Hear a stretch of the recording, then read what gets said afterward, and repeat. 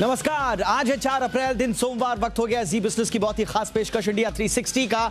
मैं हूं आपके साथ दीपक डोभाल। हो जाइए तैयार दिन भर की बड़ी खबरों के 360 डिग्री एनालिसिस के लिए। लेकिन सबसे पहले हेडलाइंस देख लेते हैं। भारतीय फाइनेंशियल इंडस्ट्री के लिए बड़ा दिन। एचडीएफसी का एचडीएफसी बैंक में मेगा मर्जर का ऐलान। इंडिया 360 में समझेंगे मर्जर का आम कस्टमर पर क्या होगा असर। एचडीएफसी के ग्रुप के मर्जर ने शेयर बाजार में भी भरा जोश। बैंक निफ्टी करीब 1500 पॉइंट भागा। निफ्टी में 450 अंकों से ज्यादा की तेजी। सेंसेक्स भी 1300 अंकों से ज्यादा के उछाल के साथ 60,000 के पार हुआ बंद। जी बिजनेस की खबर पर लगी मुहर। फूड एग्रीगेटर जोमेटो और स्विगी की कंपटीशन कमीशन ने शुरू की जांच। ज्यादा कमीशन लेने और क्लाउड किचन कस्टमर का निजी जानकारी का इस्तेमाल करने का आरोप। जनता से संवाद में इमरान खान ने विपक्ष पर लगाया खरीद फरोख्त का आरोप। कहा, ऐसे तरीकों से सरकार बनाना जमहूरियत नहीं। पाकिस्तानी सुप्रीम कोर्ट में कल तक के लिए सुनवाई टली। और आर्थिक संकट के बीच 4 मंत्रियों के साथ श्रीलंका में बनाई गई अस्थायी कैबिनेट। सभी दलों को सरकार में शामिल होने के लिए बुलाया गया। विपक्ष ने प्रस्ताव किया अस्वीकार।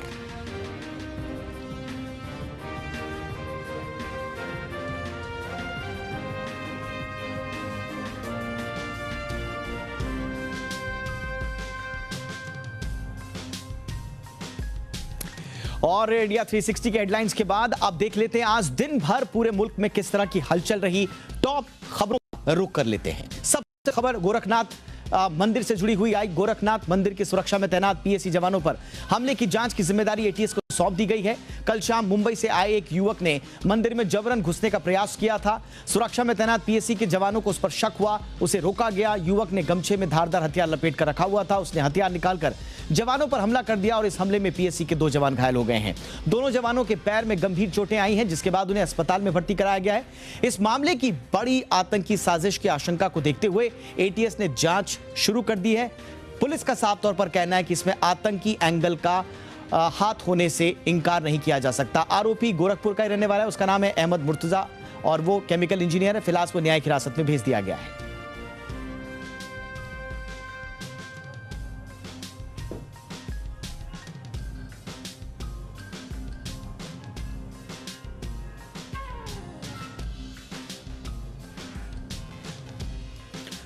और इस बीच आम आदमी की कमर महंगाई तोड़ रही है। पेट्रोल डीजल की कीमतों में बढ़ोतरी का सिलसिला लगातार जारी है। आज फिर पेट्रोल डीजल के भाव 40-40 पैसे प्रति लीटर की बढ़ोतरी हो गई। बता दें कि बीते 14 दिनों में यह 12वीं बार कीमतों में इजाफा हुआ है। 14 दिनों में करीब 8 रुपए पेट्रोल और डीजल की कीमतों में बढ़ोतरी हो चुकी है।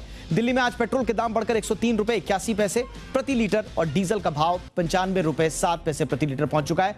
राज्यसभा में इधर आज महंगाई और पेट्रोल डीजल की कीमतों को बढ़ोतरी को लेकर कांग्रेस समेत विपक्षी दलों ने जमकर हंगामा किया। हंगामे के चलते शून्यकाल और प्रश्नकाल नहीं हो सका। समाजवादी पार्टी की सांसद जया बच्चन ने कहा कि मुझे तो डर है कि कहीं बेरोजगार और गरीब लोग सड़कों पर ना उतर आएं और भारत में फ्रांसीसी क्रांति जैसे हाल ना हो जाएं।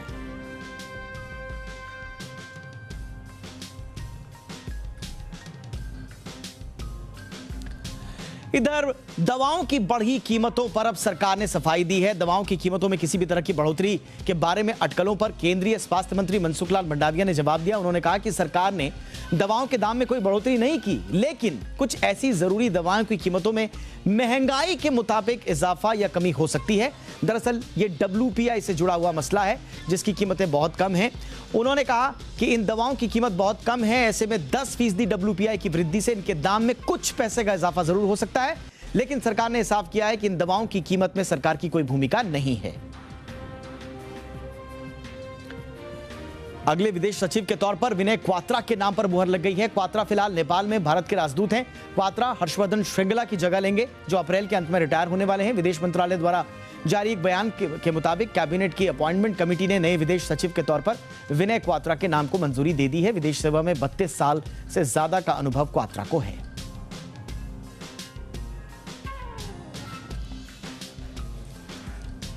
श्रीनगर के लाल चौक में आज आतंकियों ने सीआरपीएफ टीम पर हमला कर दिया। इस हमले में एक सीआरपीएफ का जवान शहीद हो गया, जबकि एक अन्य जवान घायल हो गया। घायल जवान को अस्पताल में भर्ती करवाया गया है। हमले की सूचना मिलते ही पुलिस और सुरक्षा बल के जवान मौके पर पहुंच गए। उन्होंने इलाके को घेर कर आतंकियों की तलाश के लिए अभियान शुरू कर दिया है। इससे पहले आज पुलवामा में आतंकियों ने एक बार फिर 2 गैर स्थानीय लोगों को निशाना बनाया। दहशतगर्दों ने पुलवामा के लजौरा में 2 लोगों को गोली मारकर घायल कर दिया। दोनों घायलों को अस्पताल में भर्ती कराया गया है। दोनों कोठी के बाहर के रहने वाले बताए जा रहे हैं। पश्चिम बंगाल में बीरभूम हिंसा के मृतकों के परिजनों को ममता सरकार ने ग्रुप डी की सरकारी नौकरी दे दी है। राज्य की मुख्यमंत्री ममता बनर्जी ने जानकारी दी। उन्होंने बताया कि बीरभूम हिंसा में पीड़ित 10 लोगों की आज सरकारी नौकरी दे दी गई है। आपको बता दें कि पिछले दिनों पश्चिम बंगाल के टीएमसी नेता की हत्या के बाद 8 लोगों को जिंदा जला दिया गया था। 21 मार्च को हुई इस घटना में पूरे देश को स्तब्ध कर दिया था। उत्तर भारत में पारा तेजी से ऊपर चढ़ चुका है। कई राज्यों में लू की स्थिति बनी हुई है। मौसम विभाग के मुताबिक जम्मू, हिमाचल, विदर्भ, गुजरात में हीट वेव की संभावना बनी हुई है। मौसम विभाग का कहना है कि 6 अप्रैल के आसपास राजस्थान, उत्तर प्रदेश, दिल्ली, एनसीआर और मध्य प्रदेश में भी लू चलेगी। रविवार को बरनाला का अधिकतम तापमान 41 डिग्री तक पहुंच गया, जो आमतौर पर अप्रैल अंत या मई की शुरुआत में ऐसा होता है।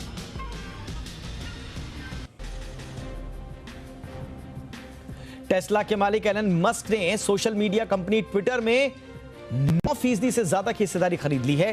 ट्विटर ने अमेरिकी शेयर बाजारों को यह जानकारी दी है। ट्विटर ने बताया कि एलन मस्क ने अपने एक ट्रस्ट के जरिए ट्विटर में पैसिव हिस्सेदारी खरीदी है। पैसिव हिस्सेदारी का मतलब होता है कि शेयर होल्डर कंपनी के रोजाना के कामकाज में कोई दखल नहीं होता, वो सिर्फ शेयरों से लंबी अवधि में मिलने वाले फायदे को ध्यान में रखकर निवेश करता है। एलन मस्क ने यह हिस्सेदारी ऐसे समय में खरीदी है जब कुछ दिनों पहले ही उन्होंने एक ट्वीट में कहा था कि वो नया सोशल मीडिया प्लेटफॉर्म बनाने को गंभीरता से विचार कर रहे हैं।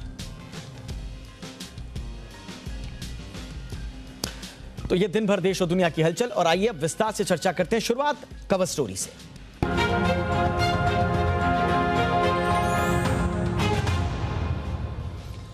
कवर स्टोरी हम ले रहे हैं पड़ोसी मुल्क पाकिस्तान से। भारत के पड़ोसी मुल्क पाकिस्तान में सियासी संकट अब अदालत की चौखट पर पहुंच चुका है। पाकिस्तान में नेशनल असेंबली भंग करने और आम चुनाव कराने के फैसले के खिलाफ सुप्रीम कोर्ट में आज सुनवाई हुई। सुप्रीम कोर्ट में शुरुआती जो बहस हुई, उसके बाद सुनवाई मंगलवार दोपहर 12 बजे तक के लिए टाल दी गई है। इस बीच पीपीपी अध्यक्ष बिलावल भुट्टो जरदारी ने सुप्रीम कोर्ट से पाकिस्तान में राजनीतिक संकट को दूर करने के लिए पूर्ण अदालत की पीठ बनाने को लेकर अपील की है। पाकिस्तान की नेशनल असेंबली में रविवार को 5 मिनट के अंदर इमरान खान के खिलाफ प्रस्ताव अविश्वास प्रस्ताव को खारिज कर दिया गया था। इसके बाद तेजी से कई घटनाक्रम हुए। इमरान खान ने तुरंत इसके बाद संसद को भंग किए जाने की मांग की। इस पर राष्ट्रपति ने तुरंत अपनी सहमति भी दे दी, संसद को भंग भी कर दिया, और तब से ही विपक्ष हंगामा कर रहा है। उधर इमरान खान ने अपने विरोधियों के खिलाफ प्रदर्शन करने का ऐलान किया है। इमरान खान इस्लामाबाद में विशाल विरोध प्रदर्शन में हिस्सा लेंगे। मेरी 3.5 साल में एक ही कोशिश रही है एनआरओ लेने की। एनआरओ का मतलब यह है कि इनके ऊपर करप्शन केसेस हैं, बेल पे हैं। शहबाज शरीफ भी बेल पे है, वो उसका बेटा भी बेल पे है, ये 2 भागे हुए हैं, वो भी करप्शन केसेस पे। नवाज शरीफ कन्विक्टेड है, मुजरिम करार दिया गया है, उसके बेटे भागे हुए हैं बाहर।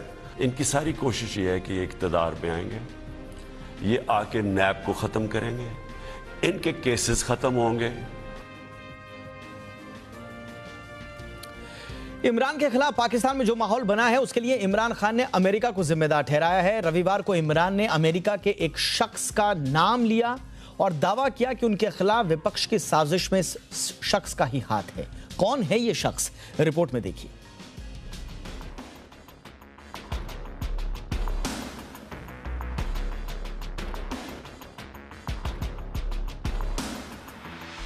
क्या इमरान खान के खिलाफ अमेरिका ने की है साजिश?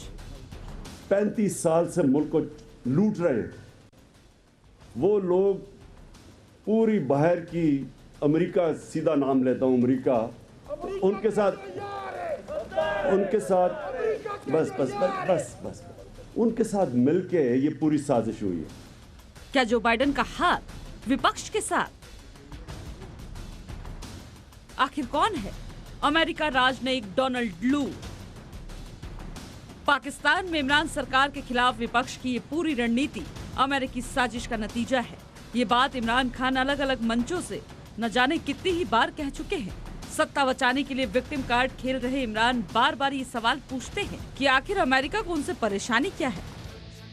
रविवार को इमरान खान ने अमेरिका को कोसते हुए एक शख्स का नाम लिया और दावा किया कि विपक्ष की साजिश में इस शख्स का हाथ है।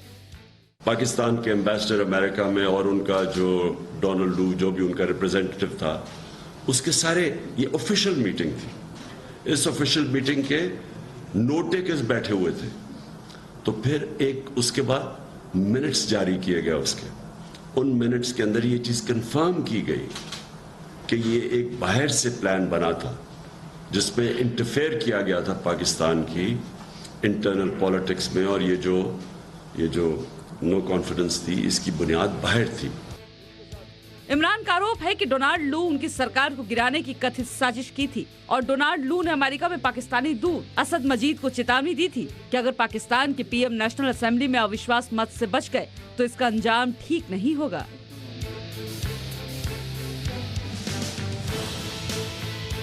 पर अब सवाल ये उठ रहा है कि आखिर कौन है ये डोनाल्ड लू जो इमरान सरकार को गिराने की साजिश कर रहे हैं। डोनाल्ड लू अमेरिकी विदेश विभाग में साउथ सेंट्रल एशिया विभाग में असिस्टेंट सेक्रेटरी हैं।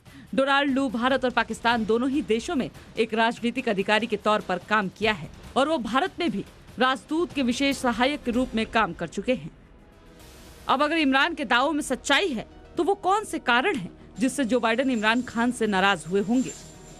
पहला कारण, तालिबान। अमेरिका और पाकिस्तान के बीच तनाव का पहला कारण अफगानिस्तान की लड़ाई हो सकती है, क्योंकि इस लड़ाई में 20 साल संघर्ष करने के बाद अमेरिका को वापस लौटना पड़ा। अमेरिका के वापस जाने के बाद कई मौकों पर इमरान खान ने अमेरिका को धोखेबाज भी कहा था। दूसरा कारण, रूस।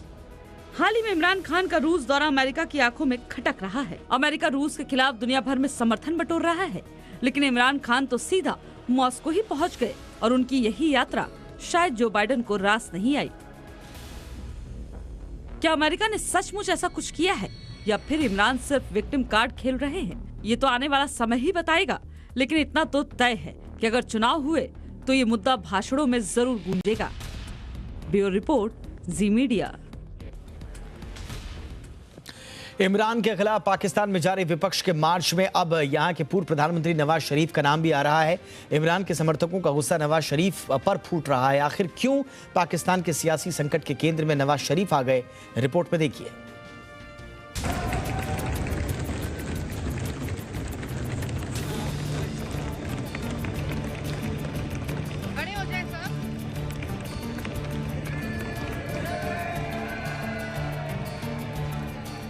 रंग में भंग पड़ने से दंग पाकिस्तान के विपक्षी दलों का नेशनल असेंबली में ये ड्रामा दिल को बहलाने के लिए ही था।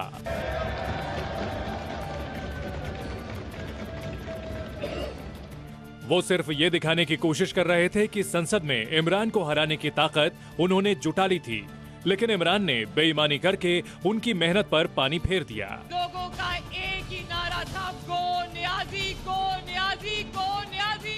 इसमें कोई शक भी नहीं था, क्योंकि इमरान के खिलाफ 172 से ज्यादा सांसदों का समर्थन जुटाने के लिए पाकिस्तान के सभी विपक्षी दल सितंबर 2018 से ही सड़कों पर खाक छान रहे थे। पाकिस्तान में पंजाब से लेकर बलूचिस्तान और खैबर पख्तूनख्वा से लेकर सिंध तक विपक्षी दलों के गठबंधन ने पूरा जोर लगाया। इमरान विरोधी इस गठबंधन के 3 चेहरे थे। PMLN की उपाध्यक्ष मरियम नवाज, PPP के अध्यक्ष बिलावल भुट्टो जरदारी और जमीयत उलमाए इस्लामी के प्रमुख मौलाना फजलुर रहमान।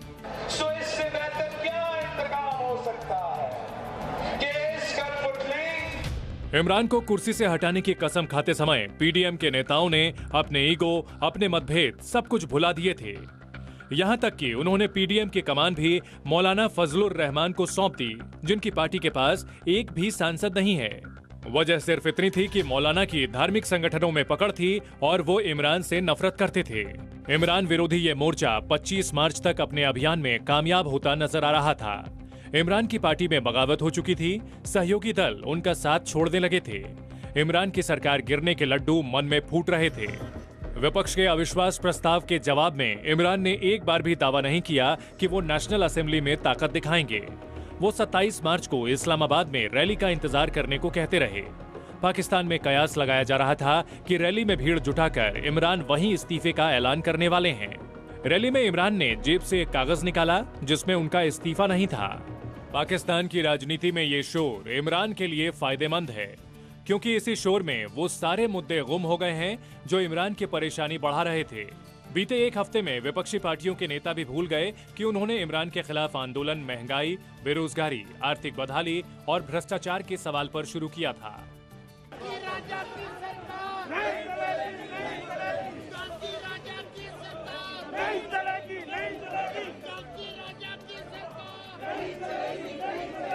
पाकिस्तान की संसद में भी तब विपक्ष के नेता इमरान को हर मोर्चे पर निकम्मा ही बता रहे थे। वो जिस संसद में इमरान को डंकी राजा बता रहे थे, उसी संसद में इमरान ने सियासत का ऐसा अंधेरा फैलाया कि विपक्षी पार्टियों के नेताओं को बाहर निकलने का रास्ता नहीं सूझ रहा।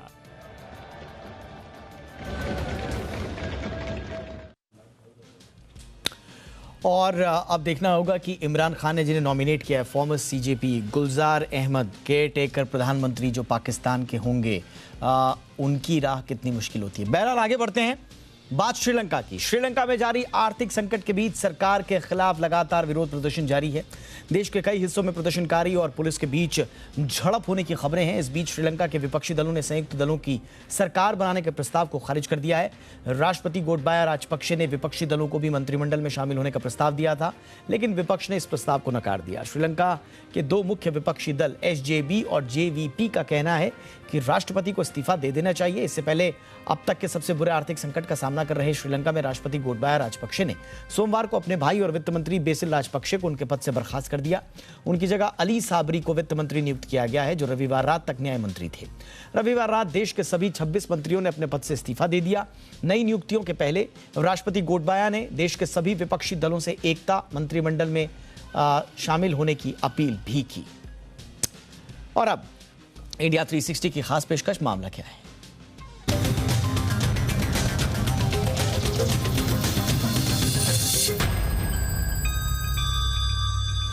अब श्रीलंका से जुड़ी खबरें तो आप सुन रहे हैं, लेकिन मामला क्या है मैं हम आपको बता रहे हैं कि श्रीलंका आज जहां पर खड़ा है वो वहां पहुंचा कैसे, क्या कारण थे जिसकी वजह से श्रीलंका की अर्थव्यवस्था कंगाली की कगार पर पहुंच गई और अब वहां पक्ष और विपक्ष की मिलीजुली सरकार बनाने की कोशिशें हो रही हैं और विपक्ष उसमें भी नहीं मान रहा। श्रीलंका की कंगाली की पूरी कहानी समझिए, मामला क्या है। एक कप चाय की कीमत 100 रुपए, हरी मिर्च 700 रुपए, दूध 600 रुपए लीटर। भारत के दक्षिण में मौजूद श्रीलंका में कुछ इन्हीं दामों पर रोजमर्रा की चीजें मिल रही हैं। यहाँ दूध, दवाइयां, पानी, फल, सब्जियों समेत जरूरत की चीजों की जबरदस्त किल्लत हो गई है। आटा, चावल, दाल की कीमत आम लोगों की पहुंच से दूर हो चुकी है और पूरे देश में सरकार के खिलाफ विरोध प्रदर्शन शुरू हो चुके हैं। एक वक्त में तेजी से बढ़ने वाली इकॉनमी आखिर कैसे कंगाली के कगार पर पहुंच गई, इसका जवाब सरकार के उन फैसलों में है जिसने देश को बढ़ाने की बजाय कंगाल कर दिया। एक्सपर्ट्स के मुताबिक श्रीलंका की कंगाली इकोनॉमिक मिसमैनेजमेंट का नतीजा है और ये देश ट्विन डेफिसिट यानी किसी देश का खर्च उसकी आय से ज्यादा हो जाए और व्यापार योग्य सामान और सेवाओं का उत्पादन अपर्याप्त हो। राजपक्षे सरकार ने कोरोना से तुरंत पहले भारी टैक्स कटौती का फैसला लिया। इस फैसले ने देश की अर्थव्यवस्था की कमर तोड़ दी। कोरोना की वजह से यहाँ की टूरिज्म इंडस्ट्री बर्बाद हो गई और क्रेडिट रेटिंग एजेंसीज ने इसकी रेटिंग में भारी कटौती की, जिससे ये इंटरनेशनल कैपिटल मार्केट से बाहर हो गया। श्रीलंका का विदेशी मुद्रा भंडार महज 2 साल में 70% तक कम हो गया। 2021 में सरकार ने केमिकल फर्टिलाइजर पर बैन लगाया, जिससे चावल की खेती पर असर हुआ। बाद में इस फैसले को वापस लिया गया, लेकिन तब तक नुकसान हो चुका था। श्रीलंका भारी कर्ज में डूब चुका है। श्रीलंका पर फरवरी तक 12.55 अरब डॉलर का कर्ज था, जिसमें से करीब 4 बिलियन डॉलर उसे इसी साल चुकाने हैं। IMF के मुताबिक विदेशी मुद्रा भंडार इतना कम हो चुका है कि श्रीलंका के लिए कर्ज चुकाना लगभग नामुमकिन है। वैसे ये दावा यूं ही नहीं है। श्रीलंका में महंगाई दर 17% के भी पार जा चुकी है। श्रीलंकाई रुपए की वैल्यू पिछले कुछ दिनों में डॉलर के मुकाबले 46% से ज्यादा घटी है। मार्च में $1 की कीमत 201 श्रीलंकाई रुपया थी। जो अब 318 श्रीलंकाई रुपए पर आ चुकी है। श्रीलंका पर जीडीपी का 119% कर्ज है। श्रीलंका में रोजमर्रा की जरूरतों के सामान के दाम इस कदर बढ़ चुके हैं कि लोग देश छोड़ने को मजबूर हैं। श्रीलंका के लोग भारतीय तटों पर पहुंच रहे हैं। इस संकट से निकलने में मौजूदा सरकार अब एक्शन तो दिखा रही है, लेकिन पहले लिए गए गलत फैसलों का असर जल्द खत्म होगा, ऐसा होता नहीं दिख रहा। ब्यूरो रिपोर्ट, जी मीडिया। और इस वक्त की एक बड़ी खबर आपको दे दें, खाने के तेल की जमाखोरी पर सरकार सख्त हो गई है। जमाखोरों पर कार्रवाई के लिए सरकार ने 8 टीमें बाकायदा बनाई थी और ये टीमें 30 अप्रैल तक छापेमारी करती रहेंगी। इस खबर पर ज्यादा जानकारी देने के लिए इस वक्त मेरे साथ फोनलाइन के जरिए जुड़ चुके हैं हमारे कमोडिटी एडिटर मृत्युंजय कुमार झा। मृत्युंजय, बताइए कहां ये कार्रवाई चल रही है और क्या कुछ मिला इन कार्रवाइयों में? देखिए दीपक, इस वक्त की ये बहुत बड़ी खबर है, खास करके तेल कीमतों को लेकर के 8 टीमें यहाँ पर जमाखोरी पर सरकार ने बनाई हैं, जो देश के अलग अलग हिस्सों में इस वक्त छापेमारी कर रही है। जो जानकारी हमें मिल रही है सोर्सेज से, उसके मुताबिक ये छापेमारी दिल्ली, राजस्थान, बंगाल में कई जगहों पर हो रही है। इसके अलावा मध्य प्रदेश के इंदौर में छापेमारी की खबर है। हैदराबाद, रायबरेली, कोलकाता, हुगली, राजस्थान के अलवर में ये केंद्रीय टीम की जांच चल रही है, छापेमारी हो रही है। मध्य प्रदेश के उज्जैन और इंदौर में भी छापेमारी की खबरें हमें सूत्रों के हवाले से मिल रही है। इतना ही नहीं, बल्कि महाराष्ट्र के नवी मुंबई में भी छापेमारी की खबर है और मुंबई के कुछ और सबब इलाके में छापेमारी हो रही है। इसके पीछे सबसे बड़ी वजह यह है कि आपको याद होगा कि हाल ही में सरकार ने खाने के तेल और तिलहन पर स्टॉक लिमिट की समय सीमा 6 महीने और बढ़ा दी है। मतलब 31 दिसंबर 2022 तक तेल और तिलहन के ऊपर स्टॉक लिमिट जारी है और क्वांटिटी यहाँ पर सरकार ने तय की है और उस तय मात्रा से ज्यादा कोई भी स्टॉकिस्ट तेल या तिलहन का स्टॉक नहीं रख सकते। उसी को ध्यान में रखते हुए छापेमारी हो रही है। कुछ इनपुट्स जाहिर तौर पर एजेंसियों को मिले होंगे कि इस जगह पर ज्यादा मात्रा में तेल या तिलहन का स्टॉक हो सकता है। उसी को ध्यान में रखकर ये कार्रवाई हो रही है और इस कार्रवाई के पीछे सबसे बड़ी वजह यह है कि हाल के दिनों में तेल की कीमतें बेतहाशा बढ़ी हैं। हालांकि इसके पीछे अंतर्राष्ट्रीय वजह जिम्मेदार है, क्योंकि आप देखिए कि मलेशिया, इंडोनेशिया से हम पाम तेल का इंपोर्ट करते हैं, वहां पर बहुत ज्यादा दाम बढ़े हैं।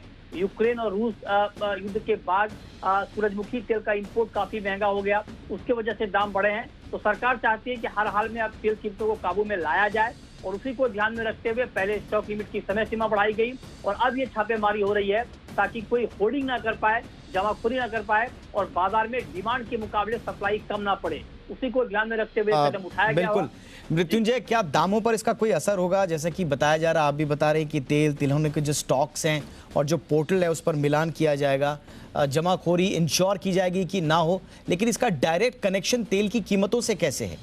जाहिर तौर पर देखिए, सरकार को ये लगता है या सरकार को ये इनपुट मिला होगा कि कहीं ना कहीं जब दाम बढ़ रहे हैं तो इसके पीछे होर्डिंग, जमाखोरी एक वजह हो सकती है कि आर्टिफिशियल सप्लाई क्रिएट करके, आर्टिफिशियल सप्लाई शॉर्टेज क्रिएट करके मार्केट में दाम को बढ़ाया जाए। और पास्ट में ऐसा हुआ है, दालों के मामले में हुआ है, जब शिपमेंट तक को डिले कर दिया गया था और हमने बहुत बड़ी मुहिम चलाई थी इसके खिलाफ, समंदर वाली साजिश, और तब दालों के दाम 200 रुपए किलो तक गए थे। तो पास्ट में ऐसा अनुभव है, सरकार एहतियातन ये कदम उठा रही है। लेकिन जो आपने सवाल पूछा बहुत महत्वपूर्ण है और अभी मैंने कुछ और एक्सपर्ट से बात की, उनका मानना है कि अभी के जो हालात हैं वो बहुत ज्यादा अंतर्राष्ट्रीय बाजार पर निर्भर हैं और लिहाजा इस कार्रवाई से बहुत ज्यादा इम्पैक्ट पड़ जाएगा तेल कीमतों पर, ऐसा लगता नहीं है, क्योंकि शॉर्टेज है और इंटरनेशनल मार्केट में दाम बढ़े हैं और हमारी जो खपत है उसका करीब करीब हम 70% इम्पोर्ट करते हैं। तो अगर अंतर्राष्ट्रीय बाजार में दाम बढ़ेंगे तो उससे आप बच नहीं सकते। एक उम्मीद की किरण ये है कि अभी सरसों की नई फसल की अराइवल चल रही है और इसका रिकॉर्ड उत्पादन हो रहा है, तो वहां से कुछ राहत मिल सकती है। और अगर कहीं पर जमाखोरी हो रही होगी, अगर सरकार को ये इनपुट मिला होगा, तो जाहिर तौर पे उसका इम्पैक्ट आपको तेल कीमतों पर देखने को मिल सकता है। शुक्रिया मृत्युंजय इस तमाम जानकारी के लिए। तो खाने के तेल पर जमाखोरी पर सरकार बिल्कुल सख्त है, कहीं पे भी जमाखोरी होगी उसके लिए बाकायदा मुहिम बनाई गई है। 8 टीमों की ये मुहिम जो है 30 अप्रैल तक चलेगी और इससे जुड़े हुए तमाम अपडेट आपको आगे भी देते रहेंगे। फिलहाल अपडेट ले लीजिए कोरोना के मोर्चे पर।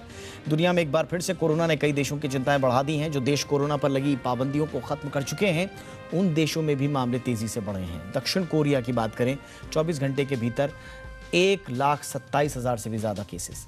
फ्रांस में एक बार फिर नए मामलों में तेजी, एक दिन के भीतर 1,02,000 से ज्यादा मामले। वियतनाम और जर्मनी में भी आंकड़े 1 लाख के पार। ब्रिटेन की बात करें तो यहां फिर से मामले 70,000 के करीब पहुंच गए हैं। इटली में नए मरीजों की संख्या 55,000 के पार। और इन तमाम देशों के साथ साथ चीन में भी कोरोना एक बार फिर से लौट आया है और इसकी वापसी ने ड्रैगन की जीरो कोविड पॉलिसी की धज्जियां उड़ा दी हैं। कोरोना के बढ़ते मामलों को देखते हुए चीन ने अब तक का सबसे बड़ा टेस्टिंग और ट्रेसिंग अभियान शुरू कर दिया है।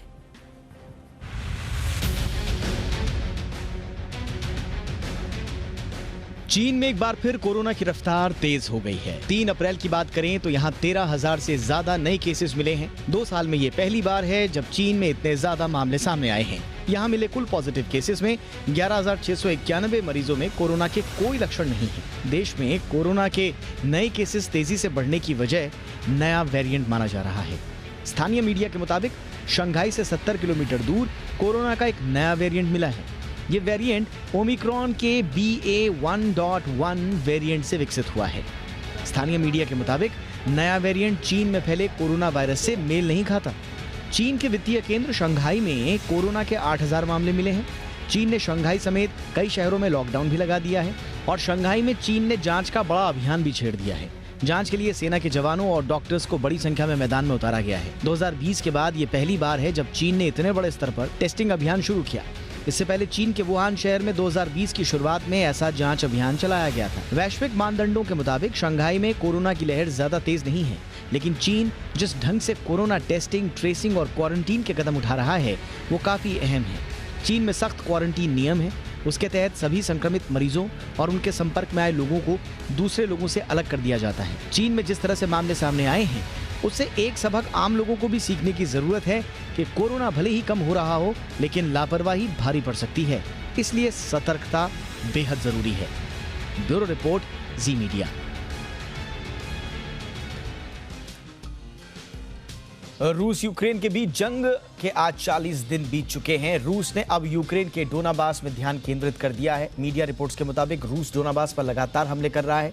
रूसी हमले के बाद यूक्रेन की राजधानी कीव से अब तक की सबसे भयावह तस्वीरें सामने आई हैं। जानकारी के मुताबिक यहां 410 नागरिकों के शव मिले हैं। इन्हें दफनाने के लिए कीव के ही एक चर्च में 45 फीट लंबा गड्ढा खोदा गया है। अमेरिकी कंपनी की ओर से इसकी सैटेलाइट तस्वीरें भी जारी की गई हैं। इधर यूक्रेन के राष्ट्रपति जेलेंस्की का कहना है कि देश में रूस की हरकतों ने शांति के लिए बातचीत को और कठिन बना दिया है। रूस से नेगोशिएट करना बहुत मुश्किल हो गया है। उन्होंने कहा कि रूसी सैनिकों की ओर से यहाँ किए गए कथित अत्याचारों को जानने के बाद अब हमारे लिए शांति वार्ता करना और कठिन हो गया है। इस बीच यूएन का दावा है कि रूसी हमले के बाद 42 लाख से ज्यादा यूक्रेनी नागरिक जो हैं वो यूक्रेन छोड़कर चले गए हैं।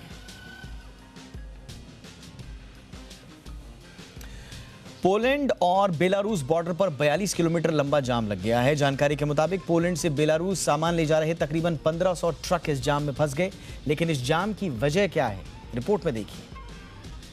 पोलैंड के स्थानीय मीडिया के मुताबिक पोलैंड से बेलारूस पहुंचने की कोशिश में ये ट्रक ड्राइवर कई दिनों से बॉर्डर पर इंतजार कर रहे हैं, लेकिन इन ट्रकों की बॉर्डर पार करने की गति पहले के मुकाबले बेहद धीमी हो गई है। अब बॉर्डर पर 42 किलोमीटर लंबा जाम लग गया है, जिसमें अब करीब 1500 ट्रक फंस गए हैं। लेकिन इस जाम की वजह क्या है? ट्रक चालकों की माने तो इसकी वजह रूस और यूक्रेन के बीच जारी युद्ध है। ट्रक चालकों का कहना है कि बॉर्डर पर तैनात पुलिस को खास आदेश दिए गए हैं, जिसके तहत काफी जांच परख के ट्रकों को जाने दिया जा रहा है। Ограничивают движение, ограничивают работу пограничникам именно власти. Ну, как нам говорят, что, именно полиция, что, приказ сверху, чтобы ограничить в связи с этими всеми спецоперациями, войнами и так далее. पोलैंड, बेलारूस, रूस और यूक्रेन के पड़ोसी देश हैं और दोनों ही देश युद्ध में एक अहम भूमिका निभा रहे हैं। जहां एक तरफ बेलारूस युद्ध में रूस का साथ दे रहा है, तो वहीं नेटो गठबंधन में शामिल पोलैंड यूक्रेन का साथ दे रहा है। शायद ये युद्ध का राजनीतिक मतभेद ही है जो अब इन ट्रक ड्राइवर्स तक पहुंच गया है। तस्वीरों में आप देख सकते हैं कि पोलैंड बेलारूस बॉर्डर पर लगातार बर्फबारी भी हो रही है, जिसकी वजह से ठंड काफी बढ़ गई है। ऐसे में इस 42 किलोमीटर लंबे जाम में फंसे इन ट्रक ड्राइवर्स को अब खाने पीने के सामान की भी कमी सताने लगी है। हालात को देखकर ये कहना गलत नहीं होगा, अगर रूस और यूक्रेन के बीच युद्ध जारी रहता है तो आने वाले दिनों में इन ट्रक ड्राइवर्स की मुसीबतें और बढ़ सकती हैं। ब्यूरो रिपोर्ट, जी मीडिया। रूस के हमले से यूक्रेन में हर तरफ तबाही ही तबाही दिख रही है। शहर शहर अब सिर्फ खंडहर नजर आ रहे हैं। लाखों की संख्या में लोग यूक्रेन छोड़कर जा चुके हैं, लेकिन यूक्रेन के लोगों के दिलों में रूस से बदला लेने की आग जल रही है। तभी तो गिफ्ट के तौर पर यूक्रेन के लोग रूस के सैनिकों को दे रहे हैं जहर।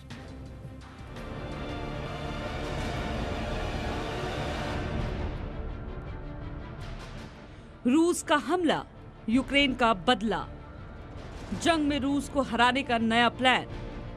खाना खिलाएंगे, मौत तक पहुंचाएंगे। पुतिन की सेना को यूक्रेन में जहर।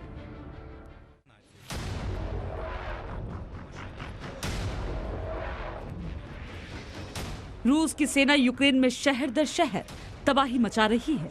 हालांकि उसे भारी नुकसान भी उठाना पड़ रहा है। एक तरफ यूक्रेन की सेना उन्हें टक्कर दे रही है, तो वहीं दूसरी तरफ आम नागरिक भी पुतिन के सैनिकों के साथ दो दो हाथ करने मैदान जंग में उतर चुके हैं। अब रूसी सैनिकों को हराने के लिए यूक्रेन के लोगों ने नया प्लान तैयार किया है। यूक्रेन की खुफिया एजेंसी के नए दावे के मुताबिक खार्किव के करीब मौजूद रूसी सैनिकों की जहरीली ब्रेड खाने के बाद मौत हो गई। रूसी सैनिकों को ये ब्रेड यूक्रेनी नागरिकों ने गिफ्ट के रूप में दी थी।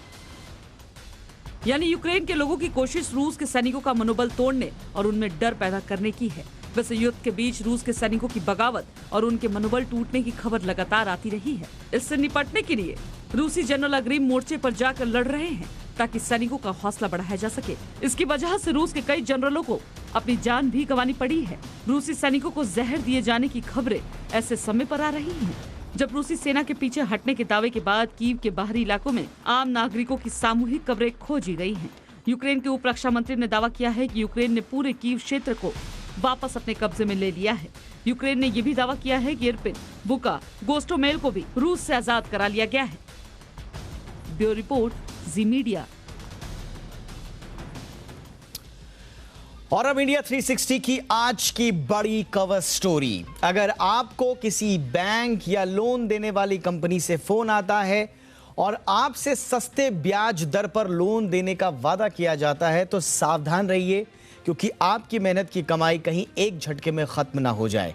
पूरे देश से इस तरह की खबरें आ रही हैं और मुंबई पुलिस ने ऐसे ही एक कॉल सेंटर का पर्दाफाश किया है जो लोन के नाम पर आम लोगों को लूटने का काम करता था। पुलिस ने इसके 6 सदस्यों को गिरफ्तार भी किया है। आज जानेंगे इस गिरोह के सदस्य कैसे लोगों से धोखाधड़ी करते थे, कैसे इनको जाल में फंसाते थे, कैसे लोग इनका शिकार होते हैं और इस फ्रॉड से बचने के लिए आपको क्या करना है। पहले ये कहानी सुनिए, रिपोर्ट देखिए, समझिए कि जालसाज आपको किस तरह से शिकंजे में लेते हैं, फिर इस पर चर्चा भी करेंगे।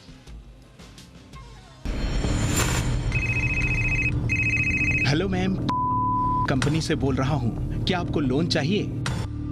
हाँ, कितना ब्याज देना होगा? मैम, सभी बैंकों से कम ब्याज पर आपको लोन दिया जाएगा। उसके लिए क्या करना होगा? मैम, आपको डॉक्यूमेंट वेरिफिकेशन कराना होगा। इसके अलावा प्रोसेसिंग फीस और इंश्योरेंस फीस देनी होगी। ठीक है। ठीक है मैम, आप इस नंबर पर पैसे भेज दीजिए। 8 से 10 दिन में आपके लोन की रकम आपके बैंक अकाउंट में पहुंच जाएगी। धन्यवाद मैम, आपका दिन शुभ रहे। बस इसी के साथ हो जाते हैं आप ठगी के शिकार। ऑनलाइन फ्रॉड हमारी रोजमर्रा की जिंदगी में इस हद तक शामिल हो गया है कि इसे रोक पाना नामुमकिन होता जा रहा है, क्योंकि फ्रॉड या धोखाधड़ी करने वाले लोग नए नए तरीकों से लोगों को शिकार बना रहे हैं। ऐसा ही एक और मामला मुंबई के घाटकोपर से सामने आया। जब पुलिस ने एक कॉल सेंटर पर छापा मारा तो पुलिस भी हैरान रह गई। इस कॉल सेंटर में काम करने वाले लोग देश के अलग अलग शहरों में लोगों को अलग अलग लेंडिंग कंपनियों के नाम से ठगी का शिकार बना रहे थे। दरअसल इस कॉल सेंटर में काम करने वाले शातिर लोगों की जानकारियां जुटाकर फोन करते थे और सस्ते ब्याज दर पर होम लोन या पर्सनल लोन देने का वादा करते थे।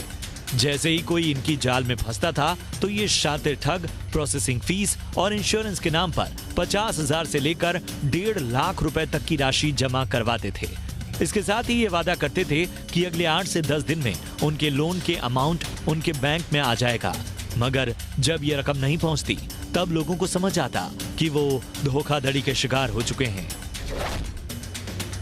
एक ऐसा करके नाम से लोग कंपनी से लोन देते हैं, लोगों को पर्सनल लोन और होम लोन देते हैं। वो उसके बदले में लोगों से डॉक्यूमेंट लेते थे, कन्विंस करते थे हम इतना लोन दे रहे, उसके बदले में उसका प्रोसेसिंग फी इतना रहेगा। इस मामले में मुंबई पुलिस ने अभी तक एक महिला समेत 6 लोगों को गिरफ्तार किया है। पुलिस ने बताया कि अभी तक की जांच में ये पता चला है कि इन लोगों ने अभी तक करीब 1 दर्जन से भी ज्यादा लोगों के साथ ठगी की है।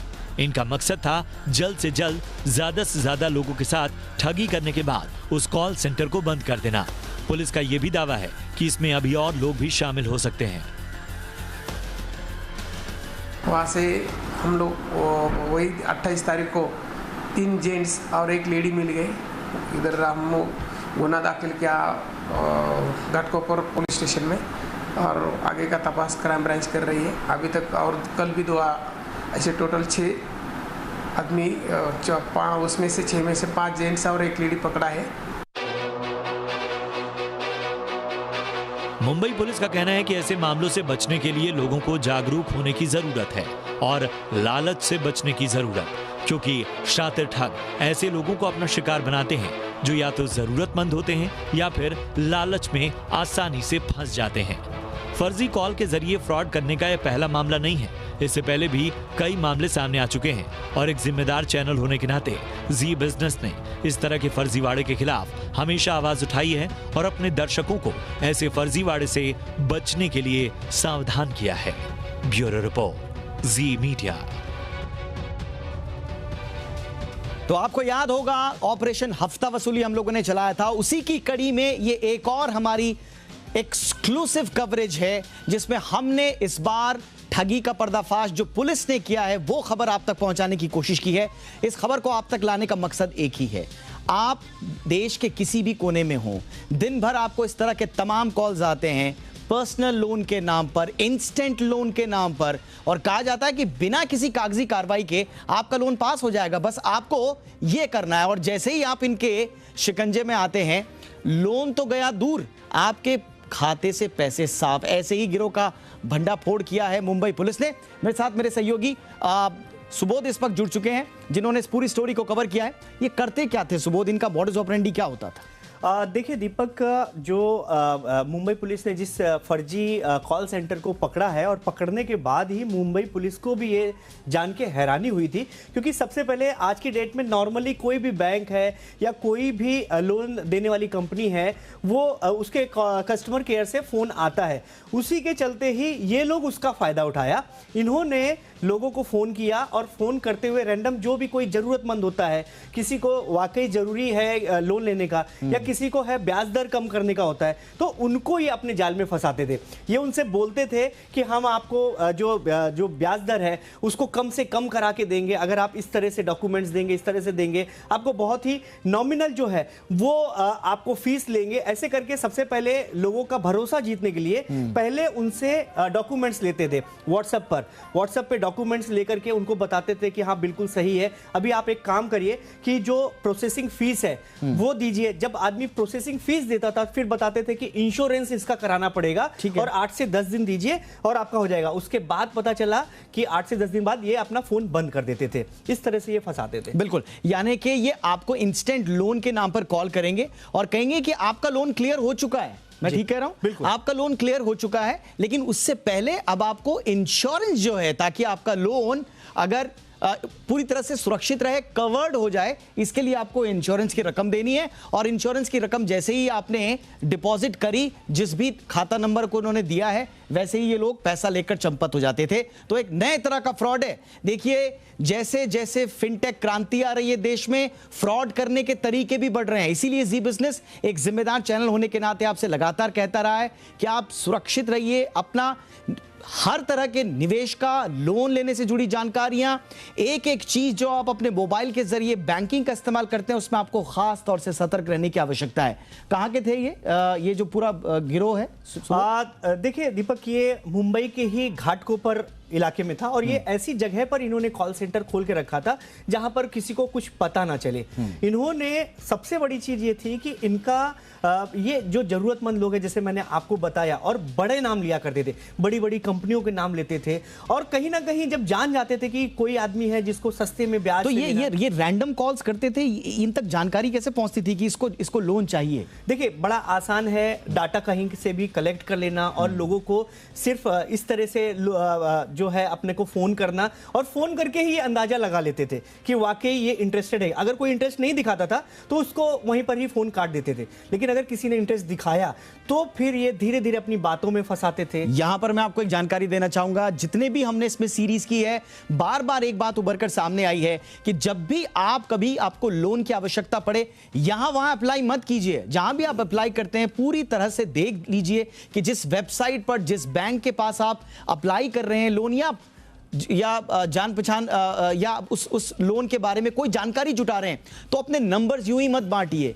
ये जालसाज आपके नंबर इसी तरह से डार्क वेब से उठाते हैं, इसी तरह से रैंडमली जब आप किसी भी जगह पर क्लिक करके लोन का झांसे में आप जब फंस जाते हैं, ये नंबर्स कहीं ना कहीं इन लोगों तक पहुंच जाते हैं। सुबोध, क्या मैं सही कह रहा हूं? बिल्कुल सही। और उसके बाद ये लोग लिस्ट बनाते हैं, बाकायदा रैंडम कॉल्स करते हैं, पूछते हैं कि आपने लोन के लिए अप्लाई किया था। अगर इनका तुक्का सही लगा तो ये कहते हैं कि हम उसी डिपार्टमेंट से कह रहे हैं और बड़ी बड़ी कंपनियों का नाम लेते हैं। बिल्कुल बिल्कुल। इस केस में किसका नाम लिया था? इसमें टाटा कैपिटल जो है कंपनी है उसका नाम लिया था। और अच्छी बड़ी चीज इसमें इंपॉर्टेंट ये होती है कि ये सबसे पहले आपको अपनी बातों में पहले विश्वास दिलाएंगे और आपको इस चीज का विश्वास दिला देंगे कि ये वाकई उससे बात कर रहे हैं।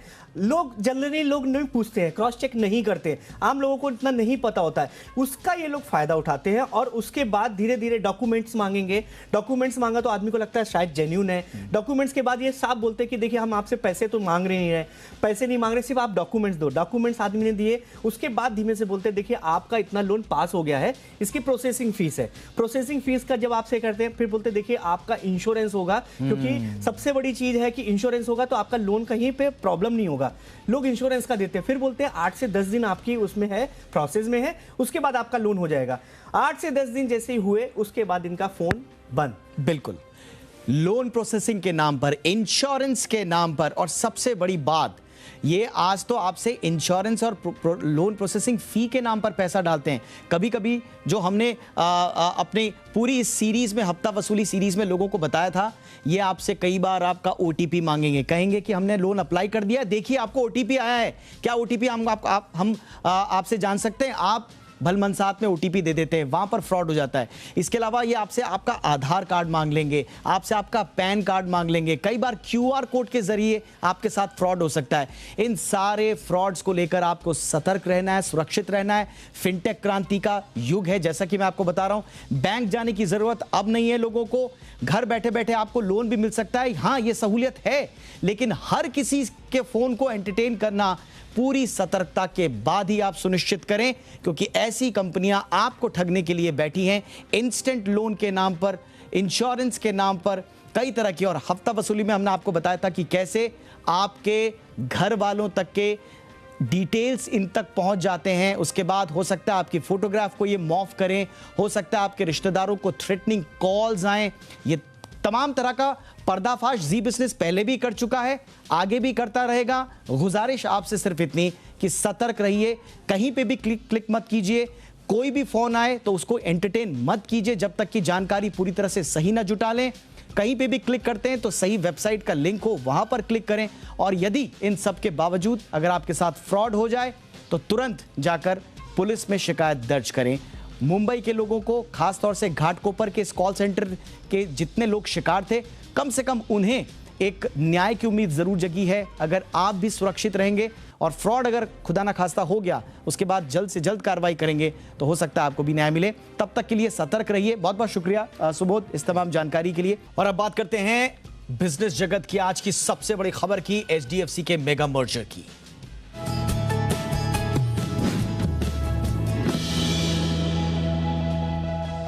तो देश के दिग्गज housing finance company HDFC limited और देश के निजी क्षेत्र के सबसे बड़े बैंक एचडीएफसी बैंक का मर्जर होगा।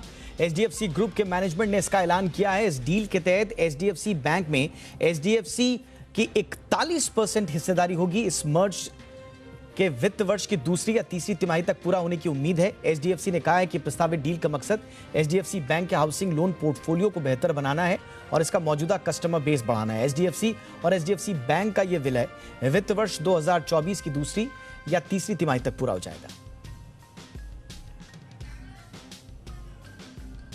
देखते हैं इसके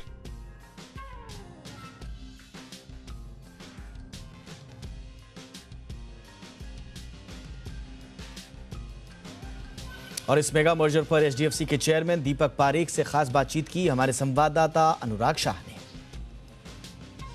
इतनी बड़ी डील देखते हैं, इसके पीछे क्या रैशनल रहेगा और ग्राहकों के साथ साथ शेयर होल्डर्स को किस तरह का बेनिफिट होगा, आप बता पाएं उसका। शेयर होल्डर्स को बेनिफिट होगा बट इंडिविजुअल्स को बेनिफिट होगा।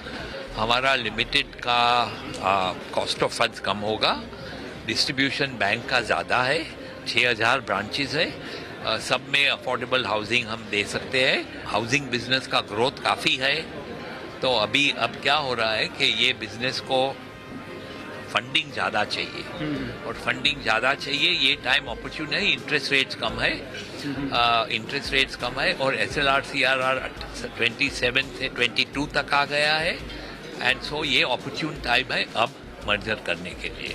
कंज्यूमर को वन रूफ में सब फैसिलिटीज देना चाहते हैं। अब हम नहीं दे सकते थे क्योंकि हम तो खाली हाउसिंग लोन दे सकते थे। हमारा बोरोवर जो 10 साल से पे कर रहा है उसको गाड़ी चाहिए तो हमें बैंक में भेजना पड़ता था, वो दूसरे किधर जाता है। अभी एक रूफ के अंदर सब लोग। सर कुछ जैसे HDFC लाइफ के अंदर क्या आप अपनी होल्डिंग बढ़ाएंगे, क्योंकि RBI अभी वो RBI का ऊपर है, हमने RBI को बता दिया है। इंटेंशन रहेगा कि होल्डिंग बढ़ाई जाए, बढ़ाई जाएगा ना, 1-2% ही है, 50% तक लाएंगे, RBI का रूल है। और एचडीएफसी ग्रुप का ये मेगा मर्जर बाजार, कंज्यूमर और कॉर्पोरेट्स के लिए कैसा है, बता रहे हैं जी बिजनेस के managing editor Anil Singhvi. HDFC limited और एचडीएफसी बैंक के महामर्जर से ढेर सारे फायदे शेयर होल्डर्स के लिए बनेंगे, कॉर्पोरेट लेवल पर कंपनी के लिए बनेंगे और साथ ही कस्टमर और कंज्यूमर्स के लिए भी। सबसे पहले तो ये कि जो बैलेंस शीट की साइज बनकर आएगी वो अपने आप में काफ़ी बड़ी और मजबूत होगी। तीसरी सबसे बड़ी कंपनी मार्केट कैप के लिहाज से एचडीएफसी बन जाएगी इस मर्जर के बाद में। इसके अलावा जो कुछ प्रायोरिटी लेंडिंग को लेकर है या सस्ते ब्याज दरों को लेकर जो कुछ भी फंड रेज करने का प्लान है वो उनका आगे चलते हुए फ़ायदेमंद होगा। सबसे बड़ी बात यह कि एक बड़ी एंटिटी बनने के बाद जो इंटीग्रेशन के फ़ायदे होते हैं और जो डायरेक्शन के तौर पर जो फ़ायदे मिलते हैं वो फ़ायदे भी कंपनी को मिलेंगे और ऑपरेशनल लेवल पर सिनर्जी भी मिलेगी और कॉस्ट सेविंग और साथ ही जो बड़े फ़ायदे बिजनेस के डायरेक्शन को लेकर मिलने वाले वो होगा। मैनेजमेंट का फोकस ज़्यादा बेहतर तरीके से होगा। एक तरफ दो मैनेजमेंट मिलकर दो कंपनियों को चलाते हैं, एक कंपनी को टॉप क्लास मैनेजमेंट जब ड्राइव करेगा तो ग्रोथ ज़बरदस्त आती दिखेगी। सबसे बड़ी बात है कि इस वक्त हिंदुस्तान में काफ़ी बड़ी इंस्टीट्यूशंस की और बड़ी कंपनियों की ज़रूरत है। उस ज़रूरत को एचडीएफसी और एचडीएफसी बैंक का ये मर्जर पूरा करने की कोशिश करेगा। एक बड़ा फ़ायदा मार्केट के लिहाज से यह भी है, मर्जर होने के बाद में जिस तरह के रेशियोज बनकर आए हैं, अभी ऐसा लग रहा है कि एफआईज की तरफ से जो दोनों ही बैंक्स में और एचडीएफसी लिमिटेड में जो पूरी तरह से स्टेक खरीदने की लिमिट नहीं के बराबर है, वो लिमिट भी 6 से 7% तक की और खुल सकती है। यानी कि विदेशी निवेशकों के लिए भी ये शेयर खरीदने के मौके और बन सकते हैं, यानी कि फॉल ऑफ बाइंग आती हुई दिखेगी। तो शेयर होल्डर्स के लिहाज से डेफिनेटली फ़ायदेमंद है, कंपनी के ऑपरेशंस और सिनर्जी के लिहाज से डेफिनेटली फ़ायदेमंद है, कस्टमर्स के लिए सर्विसिंग और उनको लोन्स मिलने के मामले में ये भी फ़ायदेमंद है। तो कुल मिलाकर इस मेगा मर्जर से एक विन विन सिचुएशन है और शायद यही वजह है कि बहुत कम समय ऐसा देखने को मिलता है जब किसी इतने बड़े मर्जर को बाजार दोनों स्टॉक्स में बड़ी तेजी के तौर पर थम्स अप दे। तो आज जितनी बड़ी उछाल एचडीएफसी लिमिटेड और एचडीएफसी बैंक में बनी है वो साफ तौर पर इस बात की ओर इशारा कर रही है कि बाजार और कॉर्पोरेट इंडिया इस बड़े मर्जर से बेहद खुश है। एचडीएफसी ग्रुप की दो बड़ी कंपनियों के महामर्जर के ऐलान ने आज बाजार में जोश भर दिया। शुक्रवार की तेजी, ग्लोबल मार्केट की मजबूती और एफआईएस की खरीदारी से बाजार को फायदा हुआ। आज सबसे ज्यादा खरीदारी बैंक, फाइनेंशियल सर्विसेज और मेटल स्टॉक्स में देखने को मिली। रियल्टी और आईटी इंडेक्स फ्लैट बंद हुए। कारोबार के अंत में निफ्टी 383 अंक की जोरदार तेजी के साथ 18,000 के पार बंद हुआ। बैंक निफ्टी भी 1,487 अंकों की छलांग लगाकर 38,635 के स्तर पर बंद हुआ। मिड कैप, स्मॉल कैप में भी शानदार कारोबार हुआ। काफी दिनों बाद बाजार इतनी तेजी के साथ बंद हुआ। सेंसेक्स 1335 अंक चढ़कर 60,611 के लेवल पर बंद हुआ।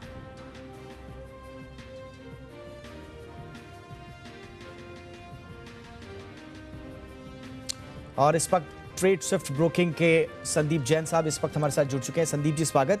आज तो शानदार तेजी रही है सर, कल आगे बाजार की चाल किस तरह से रहने वाली है?